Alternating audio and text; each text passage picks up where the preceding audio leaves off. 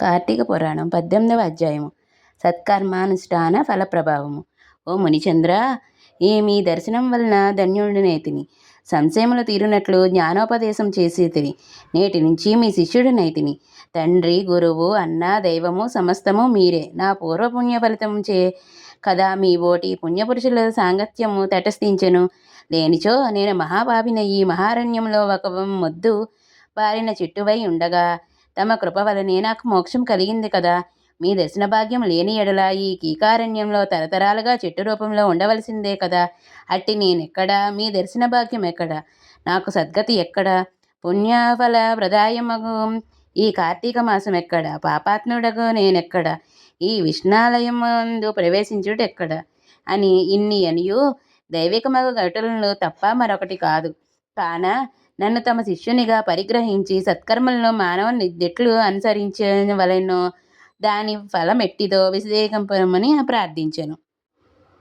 ఓ ధనలోభ, నీవడిగిన ప్రశ్నలన్నీ మంచివే. అవి అందరికీ ఉపయోగమైనవే కావున వివరించదను, శ్రద్ధగా ఆలకింపుము. ప్రతి మనుజుడును ఈ శరీరమే సుస్థిరమనుకుని నమ్మి జ్ఞానశూన్యుడగుచున్నాడు. ఈ భేదము శరీరమునకే కాని ఆత్మకు లేదు. అట్టే ఆత్మజ్ఞానము కలుగుటకే సత్కర్మలు చేయవలనని సకల శాస్త్రములు ఘోషించుచున్నవి. సత్కర్మనాచరించి వాటి ఫలము పరమేశ్వరార్పితం మనరించిన జ్ఞానము కలుగును. మానవుడే జాతివాడో ఎటువంటి కర్మలు ఆచరించవలెనో తెలుసుకొని అటువంటి వాటిని ఆచరింపవలెను. బ్రాహ్మణుడు అరుణోదయ స్నానము చెయ్యక సత్కర్మలను ఆచరింపక వ్యర్థమగును.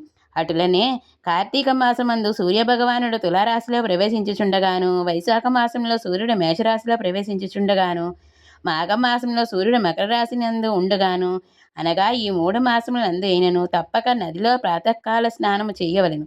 అటుల స్నానం ఆచరించి దేవతార్చన చేసిన ఎడల తప్పక వైకుంఠ ప్రాప్తి కలుగును. సూర్యచంద్రగ్రహణ సమయం నందు తదితర పుణ్య దినములందు స్నానము చెయ్యవలెను. ప్రాతకాలమున స్నానము చేసి మనుజుడు సంధ్యావందనము చెయ్యవచ్చును. సంధ్యావందనము చేసి సూర్య నమస్కారములు చెయ్యవలను. అట్లా ఆచరించిన వాడును కర్మభ్రష్టుడగును. కార్తీక మాసం నందు అరుణోదయ స్నానం ఆచరించడం వారికి చతుర్విధ పురుషార్థములు సిద్ధించును. కార్తీక మాసంలో సమానమైన మాసము వేదముల్లో సరితూగు శాస్త్రము, గంగా గోదావరి నదులకు సమానముకు తీర్థము, బ్రాహ్మణులకు సమానమైన జాతియు, భార్యతో సరితూగు సుఖమును, ధర్మముతో సమానమైన మిత్రుడును, శ్రీహరితో సమానమైన దేవుడును లేడని తెలుసుకొనుము. కార్తీక మాసం నందు విద్యుత్ ధర్మంగా స్నానాదులు ఆచరించిన వాడు 1,000 యాగములు చేసిన ఫలమును పొంది వైకుంఠమునకు పోవును అని అంగీరసుడు చెప్పగా విని మరలా ధనలోబడి ఇట్లు ప్రశ్నించెను. ఓ మునిశ్రేష్ఠ, చతుర్మాస వ్రతమని చెప్పితిరే, ఏ కారణం చేత దాన్ని ఆచరించవలెను? ఇదివరకు ఎవ్వరైనను ఈ వ్రతమును ఆచరించి ఉన్నారా?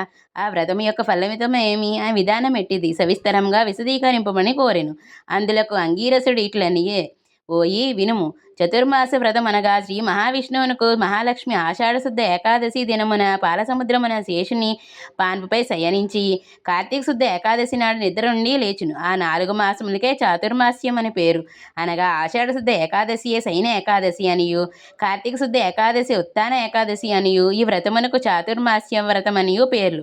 ఈ 4 మాసముల్లో శ్రీహరి ప్రీతి కొరకు స్నాన, దాన, జప, తపాది సత్కార్యములు చేసినచో పూర్ణ ఫలము కలుగును.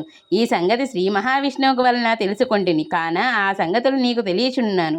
తొల్లి కృతయుగంబున శ్రీవైకుంఠమునందు గరుడ గంధర్వాది దేవతల చేత వేదముల చేత సేవించబడుచున్న శ్రీమన్నారాయణుడు లక్ష్మీదేవి సమేతుడై సింహాసనమున కూర్చుండి ఉండగా ఆ సమయమున నారద మహర్షి వచ్చి పద్మనేత్రుండగు చతుర్బాహుండును కోటి సూర్య ప్రభాసమనగు శ్రీమన్నారాయణును నమస్కరించి ముకుళిత హస్తాలతో నిలబడి ఉండెను. అంత శ్రీహరి నారదుని గాంచి ఏమీయూ తెలియని వాని వలె మందహాసంతో నిట్లనియు, నారద, నీవు క్షేమమే కదా? త్రిలోక సంచారివైన నీకు తెలియని విషయములు ఏమీ లేవు. మహామనుల సత్కారములను అనుష్ఠానములు ఇట్టి విఘ్నములు లేక సాగుచున్నవా? మానవులందరూ వారికి విధించబడిన ధర్మములను ఆచరించుచున్నారా? ప్రపంచమునే అరిష్టములు లేక ఉన్నవా కదా అని కుశల ప్రశ్నలు అడిగాను. అంత నారదుడు శ్రీహరికి ఆదిలక్ష్మి నమస్కరించి, ఓ దేవా, ఈ జగంబున నీ వెరగని విషయము లేనియూ లేవు. అయినను నన్ను వసింపచుటే విన్నవించుకుంటుని. ప్రపంచమున కొందరు మునులు కూడా తమకు విధించిన కర్మములు నిర్వర్తించుటలేదు. వారెట్లు విముక్తులగుదరో ఎరుగలేకున్నాను. కొందరు భుజింపకూడని పదార్థములు భుజించుచున్నారు. కొందరు పుణ్యావ్రతములు చేయుచున్నారు.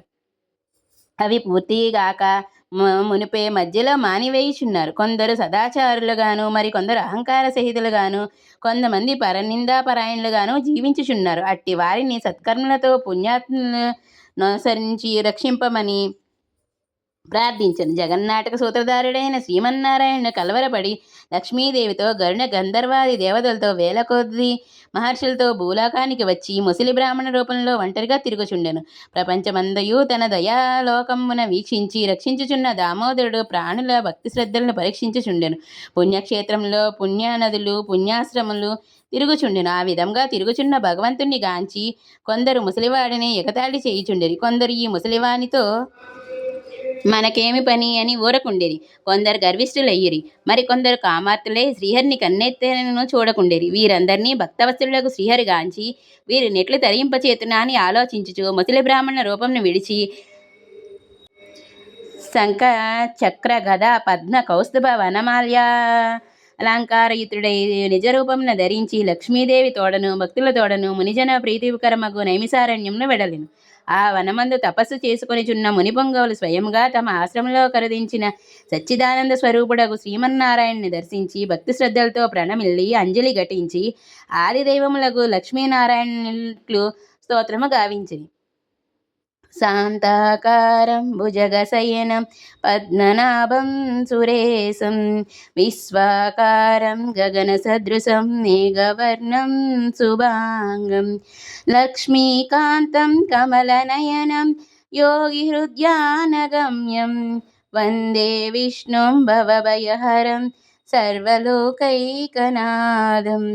లక్ష్మీం క్షీరసముద్రరాజతనయాం శ్రీరంగదామేశ్వరీం దాసీభూత సమస్తదేవవనితాం లోకైకదీపాంకురాం శ్రీమన్మందకటాక్షలబ్ధ విభద్బ్రహ్మేంద్ర గంగాధరాం త్వాం త్రైలోక్యకుటుంబిని సరసిజాం వందే ముకుందప్రియాం.